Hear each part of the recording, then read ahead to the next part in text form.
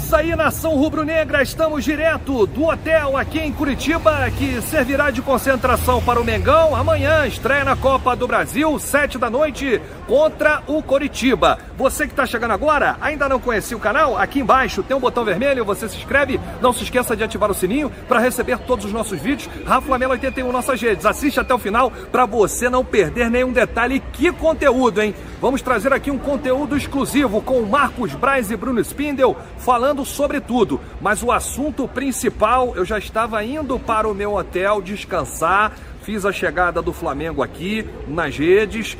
Amigo, o Flamengo rebateu a CBF no caso Gabigol, hein? O Gabigol, que realizou um exame com os médicos da Confederação Brasileira de Futebol e foi detectado um edema.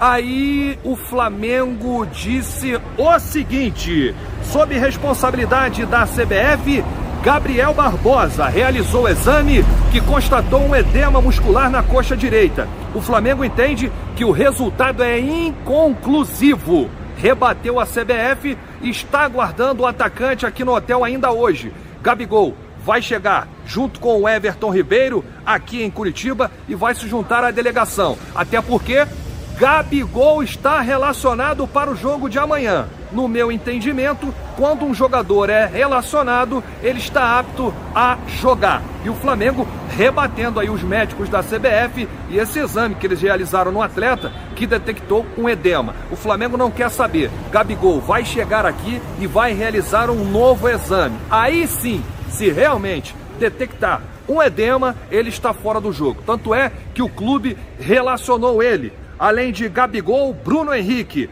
Bruno Viana, Diego Alves, Everton Ribeiro, Felipe Luiz, Gabriel Barbosa, o Gabigol relacionado, Gabriel Batista, Gustavo Henrique, Hugo Moura, João Gomes, Léo Pereira, Mateuzinho, Michael, Ramon, René, Rodinei, Muniz, Ryan Luca, Thiaguinho, Vitinho, Ilharão e Yuri. O Flamengo continua aqui na nota dizendo que Gabigol e Everton Ribeiro são aguardados normalmente pelo departamento de futebol aqui nessa noite em Curitiba para a avaliação dos profissionais do clube e início de procedimentos médicos caso sejam necessários. Em função dos desgastes nos jogos da seleção olímpica e da longa viagem, a comissão técnica decidiu não relacionar Gerson e Pedro, que seguem para o Rio de Janeiro, assim como Rodrigo Caio. A viagem da Sérvia para cá são 30 horas voando, então não tem como.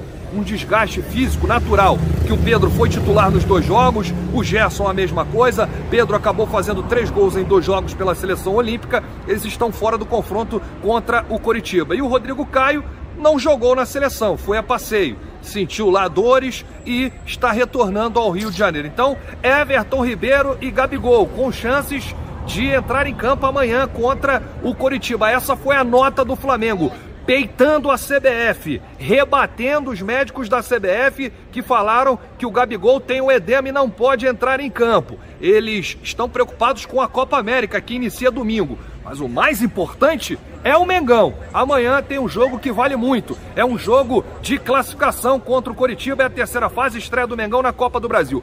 Fiquem agora com um conteúdo exclusivo. Você vai acompanhar Marcos Braz e Bruno Spindel. O Braz falou sobre a venda de Gerson, uma peça de reposição para o Coringa. Não descartou novas contratações. Bruno Spindel falou sobre Renato Augusto. E Marcos Braz falou se há alguma coisa com o Rodrigo Muniz. Vai sair, não vai? Tem proposta, não tem? E Marcos Braz ainda disse sobre os convocados e o terrível mês de junho que o Flamengo vai passar aí com Copa América, desfalques, lesão e tudo mais. Fiquem agora com Marcos Braz e Bruno Spindel. Deixe seu like, vamos com tudo. Esse é o canal Rafa Flamelo, plantão, gente. Valeu! Estamos aqui com o Marcos Braz, vice de futebol do Flamengo. Marquinhos, e também o Bruno Spindel. Essa dupla aí que já conquistou muitos resultados, né? Queria que você explicasse para o torcedor, acho que agora já dá para falar. Hoje o Flamengo anunciou, o Olympique anunciou. Como é que foi essa transferência aí do Gerson? Foi uma transferência normal. O clube procurou o empresário do jogador há 25 dias atrás, 30 dias atrás. Depois de entender que seria um bom projeto para o Gerson, que é filho dele, eles trouxeram trouxeram para mim, para o Bruno, a oferta e o desejo, né? Maior do que isso, o desejo de contratar o jogador. E aí se começou a falar de números, que demorou um pouquinho, mas eu acho que foi justo para as duas partes. E mais do que isso, era um desejo do empresário do jogador. Mas foi noticiado que o Rodrigo Muniz estava próximo a deixar o Flamengo. O jogador disse que não está. Não, isso próximo não é verdade.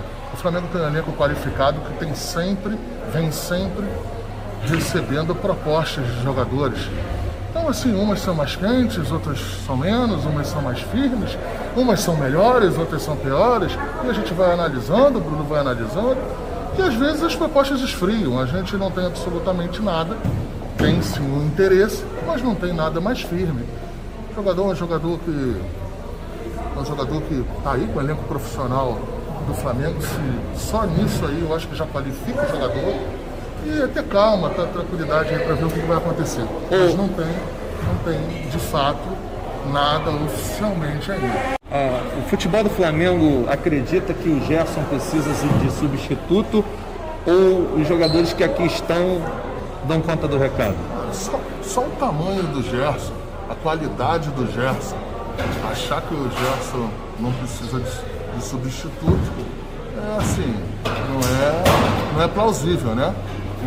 O que o Gerson representa pra gente, o que o Gerson ganhou aqui com a gente. O Gerson é um cara querido, todo mundo gosta no elenco, todo mundo gosta na diretoria, mas a vida é isso, o futebol é isso.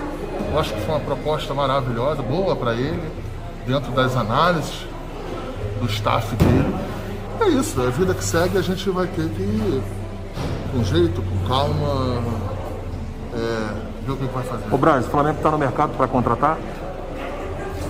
Acho que o Flamengo sempre esteve atento no mercado, às vezes com mais aptidão para fazer essas contratações, um pouco, e às vezes um pouco menos. O Flamengo atravessa, o mundo atravessa, né? Maior pandemia, eu acho que a maior crise sanitária do planeta.